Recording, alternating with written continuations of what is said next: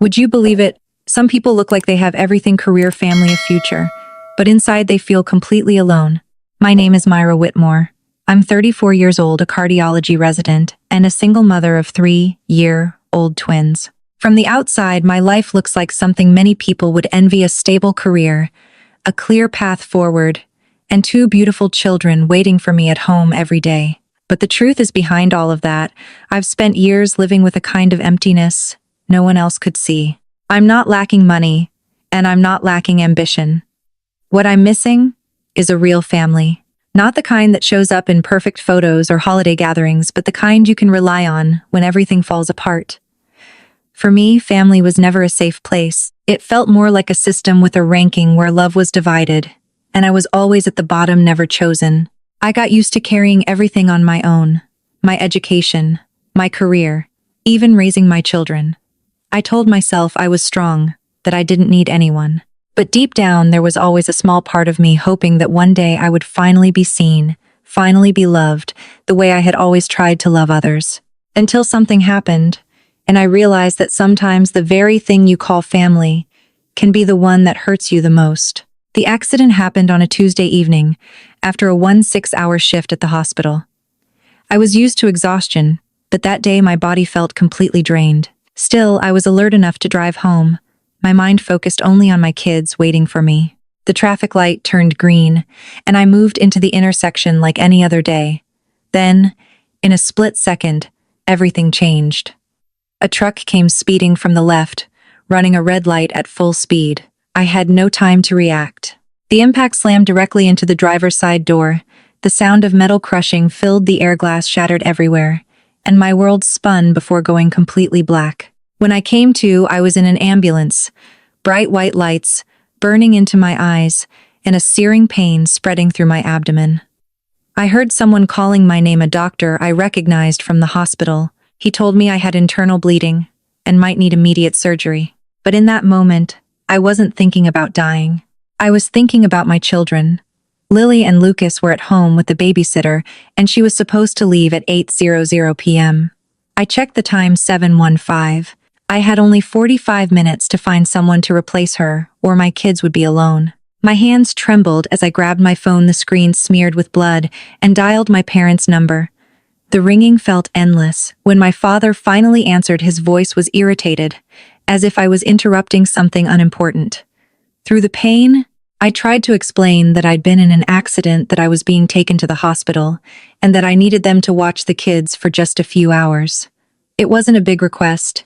It was a desperate plea for help.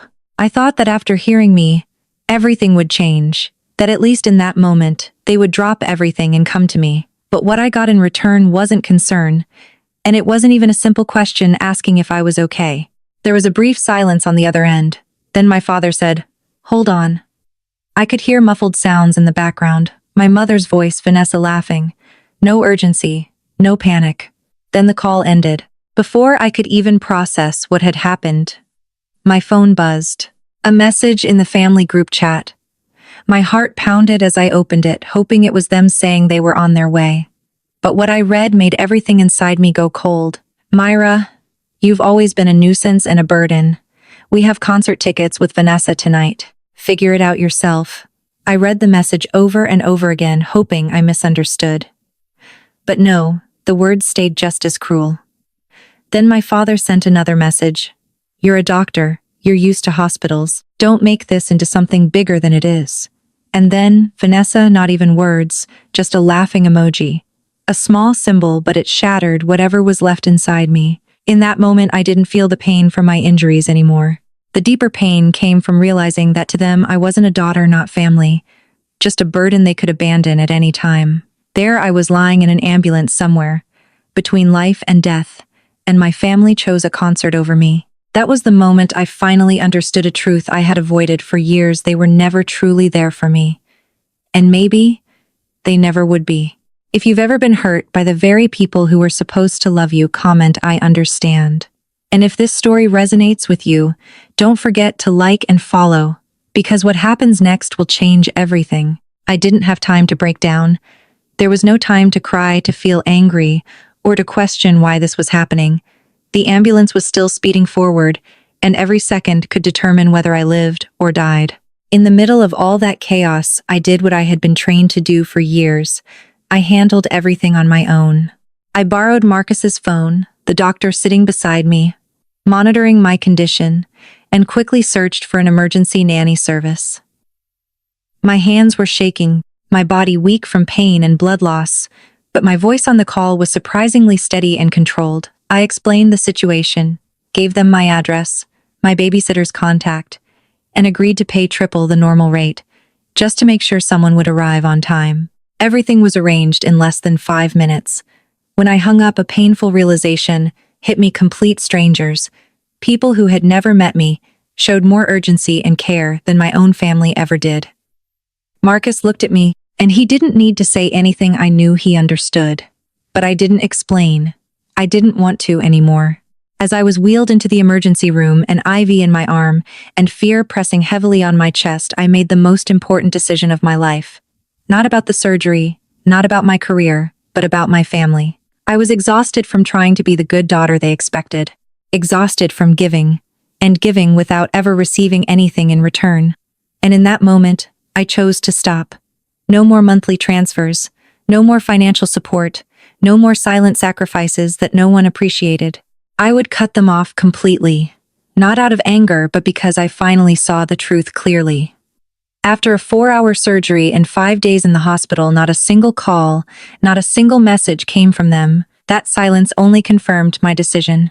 On the 3rd day, I asked for my laptop, logged into my bank account, and canceled every automatic transfer I had been sending for 8 years. Then I blocked my father, my mother, and Vanessa. No tears, no hesitation. Just a strange sense of relief, as if I had finally set down a weight I had been carrying for far too long. Growing up, I realized early on that love in my family wasn't something given freely. It felt more like a structured system where everyone had their place, and I was always at the bottom. My older sister, Vanessa, was the center of attention. She was 3 years older than me, beautiful, confident, and had a magnetic presence that drew people in the moment she entered a room. My parents lit up whenever they talked about her, as if her achievements were the greatest source of pride in their lives. I remember clearly the day Vanessa announced she wanted to pursue fashion design. My mother cried tears of joy, and my father called her the creative pride of the family. They immediately began talking about her future, her opportunities, and how she would shine. But when it was my turn, when I said I wanted to become a doctor, the reaction was completely different. There were no tears, no excitement. My father simply nodded and said, "That's practical." That was it. A short, emotionless response, as if my dream was just a safe choice, nothing worth celebrating. I convinced myself it didn't matter. I buried myself in my studies, excelled in every exam, and pushed myself to get into one of the top medical schools. I spent nearly all of my youth trying to prove my worth, hoping that one day they would look at me the same way they looked at Vanessa. But on the day I graduated from medical school, one of the proudest moments of my life, my parents arrived 2 hours late. Why? Because they had to drop Vanessa off at a meeting with a potential investor first. No flowers, no celebratory dinner, just a quick photo in a parking lot before they rushed off again. Meanwhile, 3 years earlier, when Vanessa had her first fashion show, the entire family flew to New York, stayed in a 5-star hotel, sat in the front row, and posted countless photos online, celebrating her success. The contrast was undeniable, yet I refused to fully accept it. I told myself she needed them more, that I was strong enough to handle things on my own. But I didn't realize that this mindset was exactly what allowed me to be overlooked for so many years. I used to think my parents' favoritism was only emotional. The praise, the attention, the moments they gave to Vanessa, but never to me. But I was wrong. That favoritism ran much deeper, extending into the way money was handled. And the painful irony was, I was the one sustaining everything. It all started about 8 years ago, right after I graduated from medical school. One evening, my father called me, his voice unusually hesitant. He said they were in financial trouble, that their mortgage payment was due, and they couldn't cover it that month. He asked if I could help just this once. I didn't hesitate. I transferred $2,400 that very night. To me, it was obvious they were my parents. But just this once quickly turned into every month. The mortgage, Then health insurance when my father's company dropped coverage. Then emergencies like car repairs, roof leaks, and new furnace. Everything gradually became my responsibility. I never said no. Even when I was exhausted from hospital shifts, even when I was pregnant, and later raising two newborns on my own, those payments continued like clockwork. I even kept a spreadsheet not to ask for anything back, but to reassure myself that I was doing the right thing. But the more I looked at the numbers, the more I had to face a difficult truth for years. I wasn't just their daughter. I was their financial lifeline. And the most painful part wasn't the money, it was the silence.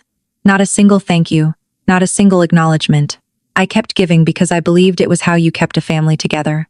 But in reality, I was sustaining a relationship where my value was measured only by what I could provide. If you've ever felt like you're always the one giving in your family without being appreciated, comment, I've been there. And don't forget to follow, because what comes next will make you rethink everything. At first, I never realized how much money I had actually been sending. Each month, it was just a familiar set of numbers. $2, $400 for the mortgage, $800 for insurance, plus a few hundred, or even a few thousand for emergencies. It became a routine, something so repetitive that I barely thought about it anymore. But one day, I sat down and opened the spreadsheet I had been maintaining for years. I started adding everything up. The final number left me stunned. Over $300, 000. 8 years of my life flowing steadily into their accounts without ever coming back. I stared at those numbers for a long time, as if trying to find some meaning that could justify it all. How much had I sacrificed? It wasn't just money. It was the long hospital shifts, the exhaustion, the moments I wanted to rest, but couldn't because I had responsibilities. It was the time I was pregnant and alone after the father of my children walked away, and I still carried everything on my own. It was the early months after giving birth when I barely slept, caring for two newborns while studying for exams, all while continuing to send money, as if it were an obligation I couldn't refuse. What hurt the most wasn't the amount, it was the lack of recognition. I didn't need them to pay me back. I didn't need grand praise. I just needed a simple thank you, a moment of genuine care. But I received nothing. In their eyes, I was still the child who could handle everything, the one who never needed support, the one who would always figure things out. And that's when I realized something important: sacrifice without appreciation slowly turns into exploitation. I hadn't just been helping them. I had allowed them to see it as something they were entitled to. I had placed myself in a position where giving was no longer a choice, but an expectation. The moment I needed my family the most was the moment I realized they had never truly been there for me. When I was pregnant with twins, it wasn't an easy journey. The early months were filled with anxiety, my body constantly changing, and my work at the hospital never slowing down. Then in my 5th month, something happened. I experienced abnormal bleeding and had to be rushed to the hospital. I remember lying in that hospital bed, my heart racing with fear, my mind overwhelmed, wishing more than anything that someone would be there with me. I called my parents not to help them this time, but to ask for support for myself. But the answer I received was the same as always: a refusal, wrapped in reason. My mother said they wished they could come, but Vanessa had just finished a fashion show in Milan and was extremely stressed. She needed them right now. It was always like that. Vanessa always needed them more. There was always a reason why I had to handle things on my own. I stayed quiet. I didn't argue. I didn't blame them. I just said I understood. Then I hung up and lay there alone, facing a fear and loneliness I should never have had to face by myself. They didn't come that day. They didn't come when I gave birth either. They weren't there in those early days, when I was completely exhausted from lack of sleep, caring for 2 newborns, while trying to keep up with my studies and work. Not once did they ask if I was okay. Not once did they offer help. And yet somehow the money kept flowing, as if even though they weren't present in my life, I was still responsible for sustaining theirs. For a long time, I didn't see how wrong that was. I just kept giving, believing it was the right thing to do.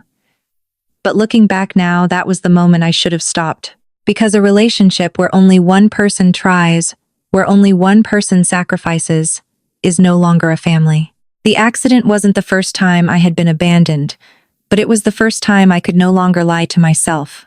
Before that, I always found ways to justify their behavior. I told myself they were busy, that they had their reasons, that things weren't as serious as I felt. I minimized my own pain, just to keep the image of family intact. But lying in that ambulance with blood still flowing inside me, and my heartbeat growing weaker by the second, I no longer had the strength to hide from the truth. For the first time in my life, I saw everything clearly. Not through the lens of hope, not through the excuses I had built over the years, but through raw reality. If they truly cared, they would have asked one more question. If they truly loved me, they would have come. But they did nothing. Not a single callback, not a moment of hesitation, not even a sign of concern. They simply chose a concert over their own daughter. That moment was a brutal awakening. There was no room left for illusions, no space for blind hope. I realized that for years I had been living inside a story I created just to feel like I still had a family. But the truth was, I had always been alone. I had just never been brave enough to admit it. The most painful part wasn't that they refused to help me in a crisis, but that I had allowed similar moments to happen over and over again. I had lowered my standards so much that I began to see indifference as normal, abandonment as acceptable. And that accident forced me to stop, to look back at my entire life and ask myself, how much longer am I going to endure this? From that moment on, I knew nothing would ever be the same. Not because I wanted to change them, but because I had finally changed the way I saw everything. After the accident, as everything slowly settled, I realized that the biggest decision wasn't about the surgery or the recovery. It was about whether I would continue living the way I always had, or finally stop. Lying in that hospital bed, surrounded by the steady beeping of monitors and the familiar scent of antiseptic, I had time to think about the years behind me, about everything I had given and everything I had never received. This wasn't an impulsive decision. It wasn't driven by anger in the moment. In fact, I felt an unusual sense of calm, as if all the chaos inside me had finally quieted, leaving behind a clarity I had never experienced before. I knew exactly what I needed to do, and for the first time, I didn't feel guilty for putting myself first. On the third day in the hospital, I asked for a laptop. The nurse looked surprised, asking if I was sure, since I was still weak, but I nodded. This was something I needed to do. I logged into my bank account and stared at the list of automatic transfers that had been running for 8 years. Each number felt like a reminder of everything I had silently carried. Then one by one, I clicked cancel. No hesitation, no second thoughts. After that, I picked up my phone. I blocked my father's number, then my mother's, then Vanessa's. With each tap, it felt like another layer of weight was lifted off my chest. There were no tears, no dramatic breakdown, just a quiet sense of relief spreading through me. As if I had finally set down something I had been carrying for so long, I had forgotten how heavy it was. For the first time in years, I no longer felt bound by obligation. I wasn't the person who always had to give, to endure, to understand. I was simply myself, and somehow, that felt like the most freeing thing I had ever experienced. If you've ever faced a difficult choice between enduring pain or choosing yourself, comment, "I choose me." And if this story resonates with you, don't forget to follow, because the real journey is just beginning. 2 weeks after my surgery, I was finally discharged from the hospital. My body was still weak, every movement slow and careful, but I was alive. And more importantly, I felt a sense of relief I had never experienced before. That Saturday morning was quiet. I stood in the kitchen, trying to make pancakes for Lily and Lucas. A small attempt to bring some normalcy back into our lives. The smell of butter and syrup filled the air, and the sound of their laughter echoed as they played at my feet. It was such a simple moment, but to me it felt incredibly precious, a moment I had almost lost forever. Then came a knock at the door. 3 firm, deliberate knocks. My heart started racing. For a split second, I thought it might be my parents. I wasn't ready to face them, not ready to hear excuses or accusations. I wiped my hands on a towel, walked slowly to the door, and looked through the peephole. The person standing outside wasn't them. It was an older man with neatly combed silver hair, a straight posture, and sharp eyes I recognized instantly. Grandpa Thomas. I hadn't seen him in nearly 3 years. Not because I didn't want to, but because there were always excuses from my parents: too busy, too far, too inconvenient. And yet here, he was standing at my door, as if that distance had never existed. When I opened the door, he pulled me into a tight embrace. tight enough to make my surgical wound ache, but warm enough to remind me how much I had been missing this kind of care. He looked at me for a long moment, his eyes filled not only with concern, but with something deeper understanding. "I know everything," he said quietly. Just one sentence, but it stopped me in my tracks. For once, I didn't have to explain myself. I didn't have to prove anything. For the first time, someone in my family saw the truth without me having to say a word. After sitting down in my small kitchen, my grandfather didn't rush to speak. He quietly watched Lily and Lucas as they excitedly showed him their toys, occasionally smiling. The atmosphere in the room felt calm in a way I wasn't used to, so different from the tension I had lived with for years. But I knew he hadn't come just for a visit. There was something in his eyes, firm, steady, that told me he had a clear purpose. Eventually, he set his coffee cup down and looked directly at me. He told me he had been observing everything for a long time, the way my parents treated me, the favoritism, and even the financial burden I had been carrying for them in silence. He didn't speak with blame or pity, but with certainty, like someone who had seen enough evidence to have no doubt left. Then he asked me a question that caught me off guard. "Do you still have records of all the money you sent them?" I nodded. I didn't know why I had kept everything, but I had never deleted any of it. Maybe a part of me always knew that one day I would need it. My grandfather nodded as if that was exactly the answer he expected. Then he reached into his jacket and pulled out an elegant envelope, an invitation to his 70th birthday party. He told me the entire family would be there, and he wanted me to come. Not to cause a scene, not for revenge, but to let the truth be spoken. He asked me to prepare a complete summary, every payment, every date, every amount over the past 8 years. Everything had to be clear, precise, and free of emotion. "The truth doesn't need exaggeration," he said. "It carries its own weight." That was when I realized what he was planning. He didn't want an argument, he wanted to confront them with facts in front of everyone. I felt nervous. The thought of standing in front of my entire family, facing my parents and their judgment, made me hesitate. But my grandfather reached out and held my hand, his voice calm and firm. "The ones who truly matter will understand, and you have nothing left to hide." For the first time, I felt like I wasn't alone in this fight. The days leading up to the party passed faster than I expected, but each one carried a quiet, growing pressure. I spent hours sitting in front of my laptop reviewing every transaction, every number, every date over the past 8 years. Everything was printed out and organized neatly into a simple folder. There was nothing dramatic about it, no explanations, no added emotion, just facts clear and undeniable. But the more I looked at those numbers, the heavier I felt. Not because of the money, but because of everything it represented. 3 days before the party, Aunt Eleanor came over. She had always been the only one in the family willing to face the truth directly, no matter how uncomfortable it was. As she flipped through the pages, her expression darkened. "Over $360, 000, she said, unable to hide her frustration. "Do you understand what this means?" I stayed silent. I did understand, but facing, it was something else entirely. She closed the folder and looked at me. Her eyes filled with both anger on my behalf and quiet sympathy. "You're not destroying the family. You're just stopping a lie." But what truly made me realize how tense things were about to become was the message I received that evening. A cousin I barely spoke to texted me, "I heard you and your parents had a falling out. Vanessa's been telling everyone you've been acting unstable since the accident. Just thought you should know." I stared at my phone, my heart racing. They had already started. They were building their own version of the story. One where I was the problem. The unstable one. The person to be doubted before I even had a chance to speak. In that moment, I understood that this party wouldn't just be a conversation. It would be a confrontation. And they were already preparing, trying to control how others would see me. But this time I wasn't afraid. Because, for the first time, I wasn't just holding on to feelings, I was holding the truth. If you've ever had your truth twisted by others, comment truth. And don't forget to follow, because what happens next is where everything explodes. The party began like a perfect picture. Warm golden lights, soft music, and the sound of laughter blending into the elegance of the large house. I stepped inside with a strange feeling, as if I was standing in a world I once belonged to, but was never truly a part of.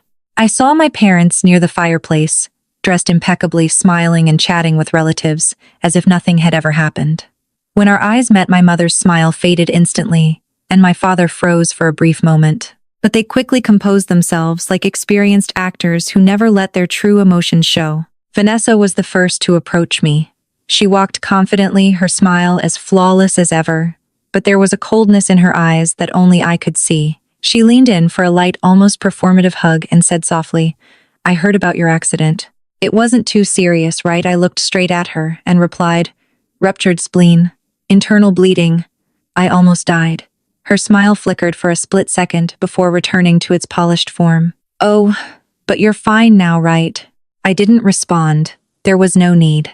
About 30 minutes later, everything began to shift. I was standing near the drink table when I heard Vanessa's voice, intentionally loud enough for others to hear. She said she was worried about me, that since the accident I hadn't been acting like myself, that I had cut off contact with my parents for no reason. My mother quickly joined in her voice, trembling as if she was the one suffering. They began painting a story where they were the concerned, heartbroken parents, and I was the unstable daughter spiraling out of control. I stood there listening to every word, feeling the eyes around me begin to change, from curiosity to doubt, from neutrality to sympathy for them. But this time I didn't walk away. I didn't avoid it. I knew this was exactly what they had prepared. And I also knew that my truth was waiting to be revealed. The atmosphere in the room shifted the moment Grandpa Thomas stood up. The soft clink of a glass was enough to draw everyone's attention. Conversations began to fade. The music seemed to quiet, and within seconds, all eyes were on him. At 70, he still carried the presence of a man who had spent decades in a courtroom. Calm, authoritative, and completely in control. He began speaking in a gentle tone as if he were simply about to share a few words for his birthday. But I knew, and perhaps others sensed it too, that this was not an ordinary speech. This was the moment the truth was about to come to light. Before he could continue, my father stepped forward. His voice remained composed, but there was tension beneath it. He said there was something important the family needed to know about me. That I had been going through a difficult time after the accident, that I had cut off contact with them and started saying things that weren't true. My mother stood beside him, her eyes red, continuing the narrative with emotional weight. She said they only wanted the best for me, that they didn't understand why I had changed so much. Vanessa didn't miss her moment either, adding from across the room that I had misunderstood everything and was overreacting. They moved seamlessly together, as if they had rehearsed this scene beforehand. Every word felt calculated, every expression carefully crafted to make them look like the ones who had been hurt. The room fell silent. I could feel the doubt spreading, the weight of every gaze, turning toward me, waiting for a reaction. But before I could speak, my grandfather's voice cut through the tension, not loud, but sharp enough to stop everything. "Richard, are you finished?" Just a simple question. But it was enough to make my father pause. And in that moment, I knew everything was about to change. My grandfather didn't raise his voice, but every word he spoke silenced the entire room. He walked slowly to the center, his gaze moving across the crowd before settling on my parents. There was no anger, no dramatic display, just the calm certainty of someone holding the truth. "Let's talk about some numbers," he said, his voice steady and clear. Then he opened the folder I had prepared, turning each page with deliberate care. "For the past 8 years," he continued, "there have been consistent transfers from Myra's account to accounts associated with this household." A murmur spread through the room, but he raised his hand slightly, and the silence returned. "Mortgage payments $2,400 per month for 96 months. He looked up directly at my father. "Total over $230,000. A sharp gasp echoed from somewhere in the crowd. He turned to the next page. "Health insurance $800 per month, over several years. Then came the additional expenses, car repairs, home maintenance, so-called emergencies, and even financial support for Vanessa's ventures." Each figure was read out slowly, clearly like a formal indictment. In total, he concluded over $360,000. This time, the room couldn't stay silent. Whispers spread, and the looks on people's faces shifted from doubt to shock. I looked at my parents. Their faces had gone pale, their expressions uncertain, as if they no longer knew where they stood in the narrative they had tried to create. But my grandfather wasn't finished. He set the folder down and took out his phone. "And this," he said, "is more important than any of those numbers." He read the message I had received in the ambulance, word for word, Nothing added, nothing changed. As those words echoed through the room, I could feel the shift completely. There was no more doubt, no more one-sided story. Only the truth, raw, undeniable, and impossible to ignore. When my grandfather finished, the room remained heavy with silence. The eyes that once looked at me with doubt were now filled with shock, even regret. I stood there holding Lily and Lucas, close, feeling my heart race, but not out of fear anymore. For the first time, I didn't feel cornered. For the first time, I had the right to speak, not to defend myself, but to tell my truth. I stepped forward, took a deep breath, and began to speak. My voice wasn't loud, but it was steady enough for everyone to hear. I said I wasn't here for revenge. I didn't want to embarrass anyone or destroy the family. The only thing I wanted was for the truth to be acknowledged. I spoke about the years I had spent trying to be the easy child, the one who understood, who sacrificed, who never asked for anything. I talked about how I believed that if I gave enough, if I expected nothing, one day I would finally be loved the way I had always hoped. I looked directly at my parents as I continued. I told them that the night in the ambulance changed everything. Not because they refused to help, but because I finally understood my place in their lives. I wasn't the one they were proud of. I wasn't the one they protected. I was simply the one they knew would always be there, always giving, always enduring. I told them I didn't hate them, but I also couldn't keep living the same way. I couldn't keep trying to buy a kind of love that should have been given freely. I didn't shout. I didn't cry. I just spoke the truth sentence by sentence with a calmness that even surprised me. When I finished, I no longer felt weak. No matter what happened next, I knew I had done the right thing. And for the first time in my life, I had truly chosen myself. After I finished speaking, no one rushed to respond. There were no more excuses, no more carefully crafted stories to hide the truth. The room fell into a silence, not the tense kind before an argument, but the kind that comes when people begin to truly process what they've just heard. I could see it in their eyes, a shift. No more doubt, no more blind alignment with one version of the story. Only the truth and how each person chose to face it. My father was the first to break the silence. He tried to say something, his voice slightly trembling, but the confidence he had earlier was gone. His words didn't flow the same way anymore. My mother stood beside him, tears falling, but this time they weren't the kind meant for display. They were raw, uncontrolled, filled with panic, as the narrative they built collapsed. Vanessa had stepped back silent, avoiding everyone's gaze. For the first time, she was no longer the center of attention. I didn't step closer to them. I didn't say anything more to extend the moment. I had already said enough. Instead, I stood still, keeping my distance, not just physically but emotionally. It was a boundary I had finally set for myself. I understood that from this point on, everything would be different. They might be angry. They might try to explain, even shift the blame. But it no longer mattered. For the first time, I wasn't dependent on how they saw me. I made it clear that I would no longer provide financial support. Not because I couldn't, but because I chose not to. Help cannot be a one-sided obligation. It has to come from mutual respect and care. And if that doesn't exist, then walking away isn't selfish. It's necessary. After the party, everything didn't explode in the loud, dramatic way I had once imagined. There were no drawn-out arguments, no direct confrontations between family members. Instead, there was a quiet but undeniable shift, a wave that spread in silence. My parents left the party early. No one stopped them, and no one tried to ease the situation. The looks that once held trust had changed. There was no longer sympathy, only distance. In the days that followed, my phone was filled with messages. Relatives I hadn't spoken to in years began reaching out. Some apologized for misunderstanding me. Others admitted they had believed the version of the story my parents and Vanessa had told. A few said they had always felt something was off, but never had enough information to fully understand. For the first time, I didn't feel isolated within my own family. Meanwhile, my parents slowly became excluded from family gatherings. No one publicly condemned them, but no one invited them either. It wasn't a declared punishment. It was the natural consequence of the truth coming to light. Relationships built on a false image began to crack, and they could no longer rely on the perfect facade they had maintained. About 3 months later, I heard they had to sell the house. Without the monthly money I had been sending, they couldn't sustain their lifestyle. My father had to take a part-time job, and my mother began doing bookkeeping for a local church. Vanessa, after the story spread, also lost some professional opportunities.